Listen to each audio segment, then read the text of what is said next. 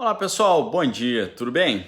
Ontem o noticiário ali foi permeado por notícias que trouxeram ali o PayPal, né, a empresa de pagamentos, trouxeram à tona, né? Isso obviamente porque decidiram vetar a plataforma decidiu vetar o professor Olavo de Carvalho ali dentro dos seus usuários, né? E aí, em meio a uma celebração ali por parte da esquerda, surgiu uma matéria interessante, né? Fugindo ao mainstream, propondo ali uma análise crítica do caso. Uma análise extremamente interessante aqui, eu acho pertinente nós compartilharmos aqui, conversarmos um pouquinho sobre isso e trazermos algumas outras reflexões pertinentes a esse caso, tá? Só um detalhe, a matéria foi publicada no UOL, que é uma empresa relacionada a outra plataforma de pagamento usada também para fazer esse tipo de serviço, que é o PagSeguro. Então, é interessante que é uma opinião ali, talvez, de uma empresa concorrente, né? O título da matéria é Veto de PayPal a Olavo de Carvalho é discriminatório, dizem especialistas, né? A matéria traz, por exemplo, o Flávio Panzieri, que é fundador da Academia Brasileira de Direito Constitucional, e ele disse o seguinte, abre aspas, as empresas não podem, a partir de convicções unilaterais, impedir o exercício da atividade econômica, sob pena de estar fazendo uma espécie de discriminação daqueles que pensam diferente dos seus modelos editoriais ou de gestão. Por outro lado, a advogada constitucionalista Vera Chemin, que também tem mestrado em administração pública pela FGV, ela disse o seguinte nessa matéria, abre aspas, isso não pode acontecer porque, nos termos do artigo 5º da Constituição, um dos incisos é a livre manifestação do pensamento. Ele pode se manifestar da forma que quiser e também há outro inciso que defende o livre exercício de qualquer ofício ou profissão. E, obviamente, que ela disse que se ele cometer algum tipo de erro ali, ele responde pela legislação vigente, tá? A Patrícia Blanco, que é presidente do Instituto Palavra Aberta, ela também se manifestou dizendo, abre aspas, se a decisão da empresa foi baseada no conteúdo do curso dele, pode ferir, sim, a liberdade de expressão do autor, tá? E ela lembrou que esse cancelamento unilateral da prestação do serviço pode acabar interferindo em outras esferas. Embora seja uma decisão da empresa, há implicações também na liberdade de escolha do cidadão no seu direito enquanto consumidor de adquirir um serviço ofertado, né, ou cursos e publicações. Ela continuou dizendo que interfere também na livre iniciativa, uma vez que impede o promotor do curso de comercializar o seu produto ou serviço que o consumidor que o consumidor interessado obtenha e que deseja, né? Além de impactar de forma como ele escolhe fazer as suas transações comerciais. O advogado Saulo Stefanoni, ele que é especialista em direito internacional, ele disse que constranger ou censurar ideias e discursos por outra forma que não seja o debate livre e aberto significa, em qualquer caso, fazer prevalecer uma perspectiva subjetiva pela força. O advogado constitucionalista também, André Portugal, disse que não é ilegítimo que a empresa tenha política de combate a certo tipo de discurso, a propagação de notícias falsas, mas o que eventualmente poderia se discutir é que se houve prática arbitrária da empresa quando da decisão dessa vedação a que um cidadão contratasse esse tipo de serviço, tá? Então é interessante, né? A gente vê uma matéria na mídia mainstream trazendo esse contraponto. Alguns comentários ali sobre essa situação toda, o pessoal chegou a dizer, né? Como é que o professor e outras pessoas também, como é que eles podem dizer que foram censurados por comunistas se a empresa que oferece esse serviço é bilionária, magnata da tecnologia do Vale do Silício?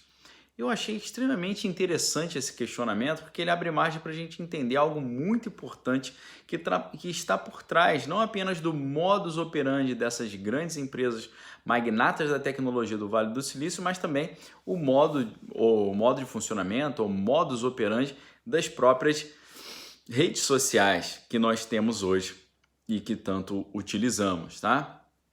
É muito provável que esse pessoal que traz esse questionamento, né? Como é que diz que é um socialista que cortou esse serviço, uma vez que a empresa é uma magnata da tecnologia, né? Um pessoal bilionário do Vale do Silício.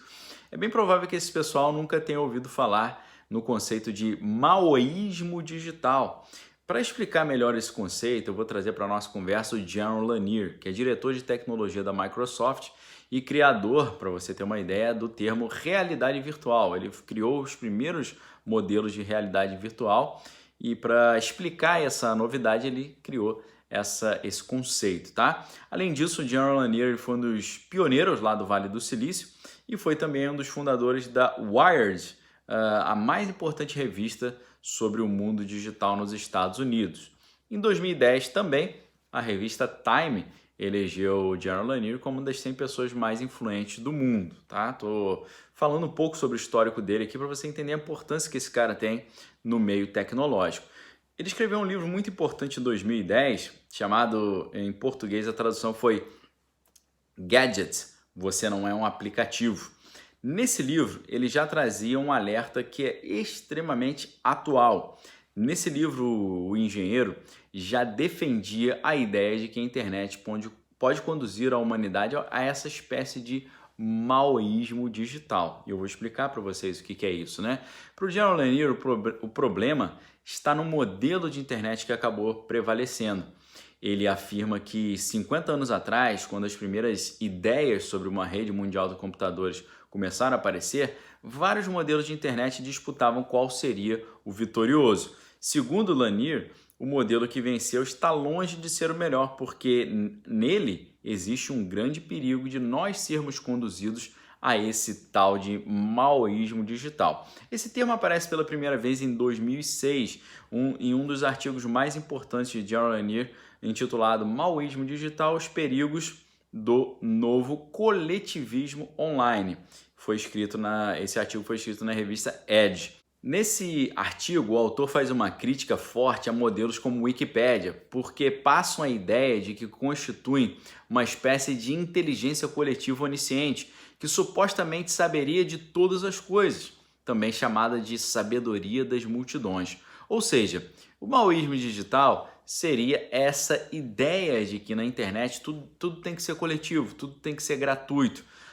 E isso coloca o quê? Coloca a massa acima do indivíduo, coloca o coletivo acima da individualidade. Isso prejudica não apenas a individualidade, mas a própria criatividade. Isso tudo na opinião do Jaron Lanier. Estou passando a opinião dele aqui para vocês. A grande questão é que, segundo Lanier, esse coletivismo, ao contrário do que faz parecer à primeira vista, não tem relação nenhuma com democracia ou meritocracia. Pelo contrário, acaba abrindo espaço para visões extremadas e talvez até totalitárias, mesmo que aparentemente ali adotam uma roupagem moderna, futurista e tecnológica.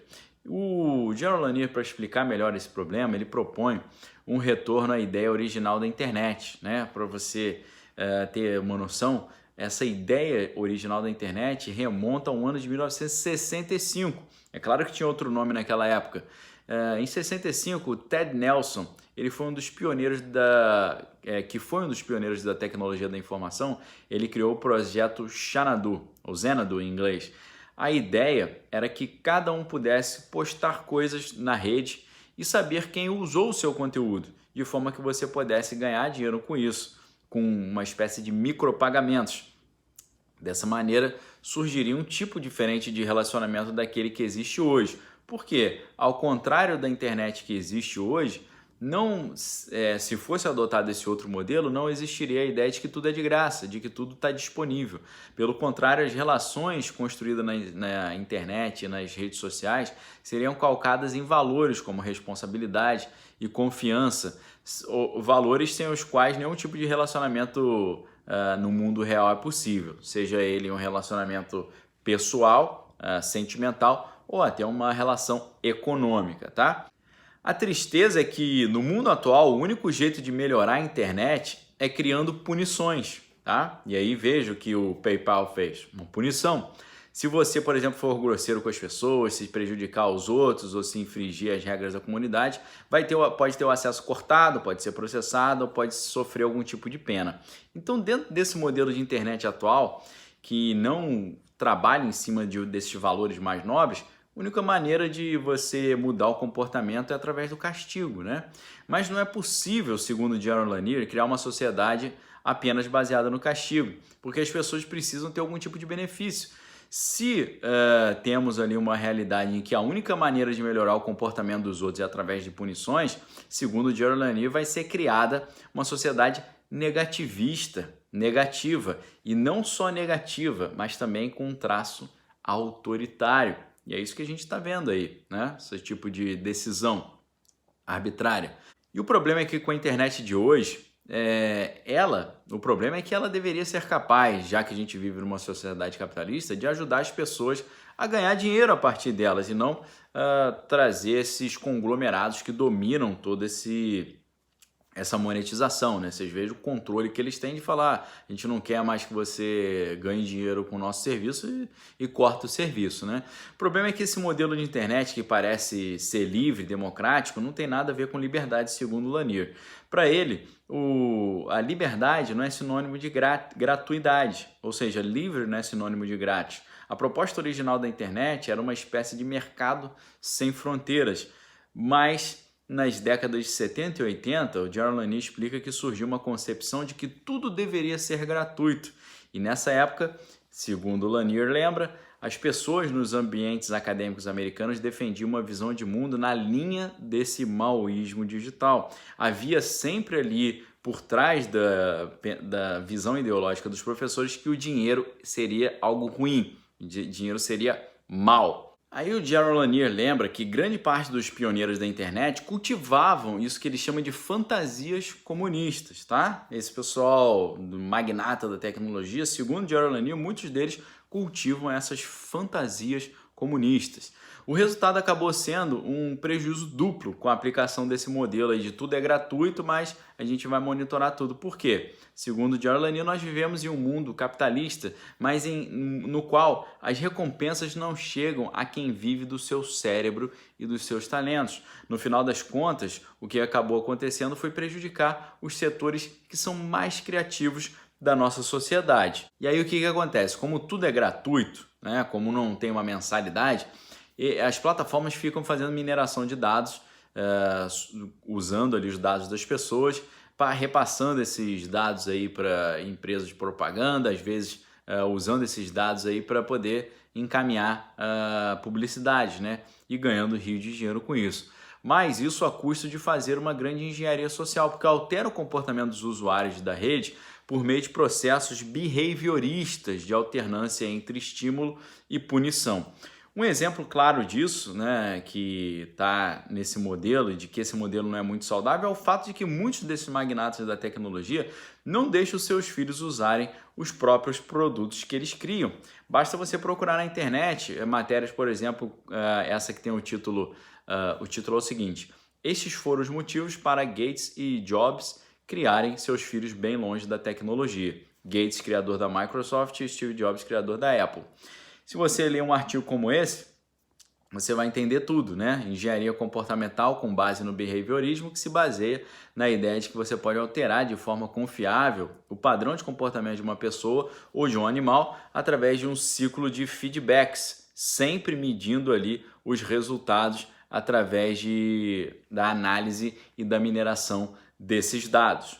E aí a novidade tenebrosa desse modelo de comunicação é que você pode medir constantemente tudo, né? Desde a expressão facial das pessoas, com quem a pessoa está falando, o que ela está falando e, obviamente, as pesquisas que ela faz nas redes. Aí eles colocam tudo isso em algoritmos que vão decidir por conta própria o que essa pessoa vai receber de sugestão da plataforma, sempre analisando de que maneira a mudança nos conteúdos oferecidos altera o comportamento das pessoas.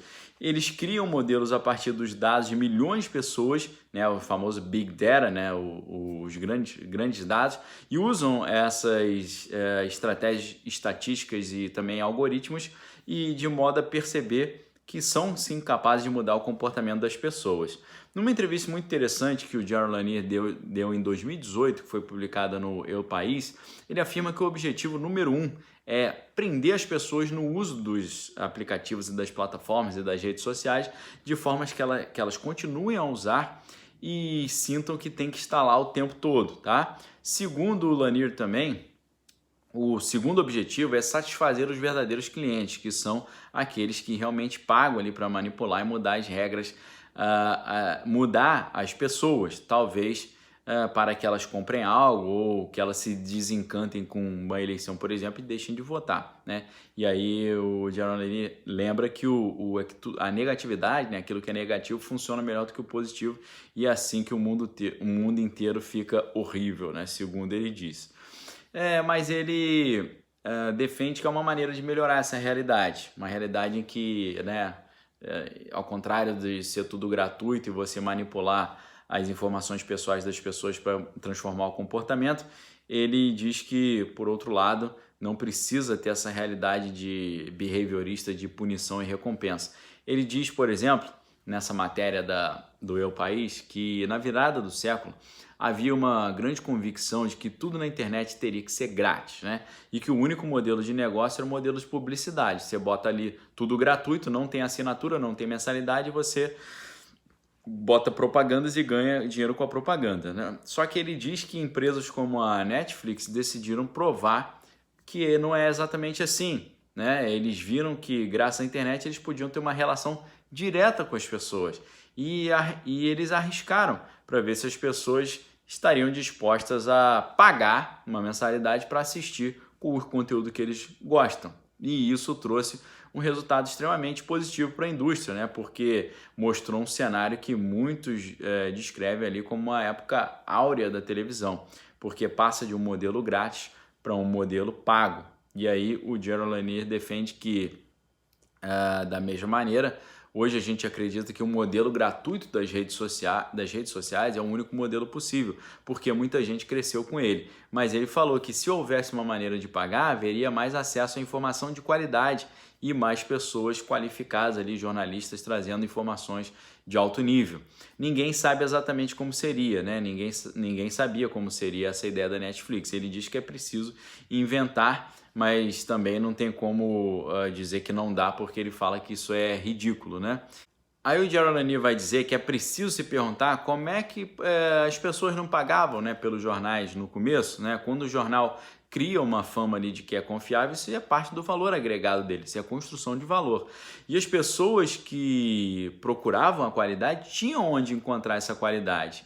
E ele fala que esse foi o grande erro da primeira filosofia da internet, né? De que todos os intermediários tinham que desaparecer, e isso o que fez foi dar todo o poder a um monopólio central, né? Essas plataformas que controlam esses conteúdos e falam, a gente não quer mais trabalhar contigo, né? Como o PayPal fez, eu vou vetar e fica por isso mesmo. É esse monopólio central controlado por esses magnatas que, na palavra do Jaron Lanier, acreditam em fantasias, né, comunistas e praticam esse maoísmo digital. Então fica essa reflexão. Talvez a gente tenha que fazer uma reanálise da maneira como essas plataformas funcionam, entender que o controle está grande demais e saber que isso que a gente está vendo hoje é uma expressão desse maoísmo digital e também decisões calcadas nisso que Jaron Lanier chamava de concepções de fantasias comunistas, tá bom? Fica essa reflexão para vocês, deixa um forte abraço, fique com Deus, examine todas as coisas e retém que é bom. Se você quiser ter acesso ao conteúdo exclusivo aqui do canal, clica aqui embaixo, primeiro link na descrição do vídeo, seja membro. Nesse link, você se tornando membro, você vai ter acesso ao conteúdo exclusivo que a gente solta à noite, chamado Direto do Bunker, e também, exclusivamente essa semana, vai ter acesso a um curso especial que eu estou ministrando lá, chamado Pocket Conservador, onde a gente faz uma reflexão sobre a história do conservadorismo e como ele se expressa nos dias atuais, tá bom? Fica o convite, fiquem com Deus, a gente se vê em breve, uma ótima sexta-feira para vocês, obrigado pela audiência E é isso aí. Um abraço a todos. Valeu!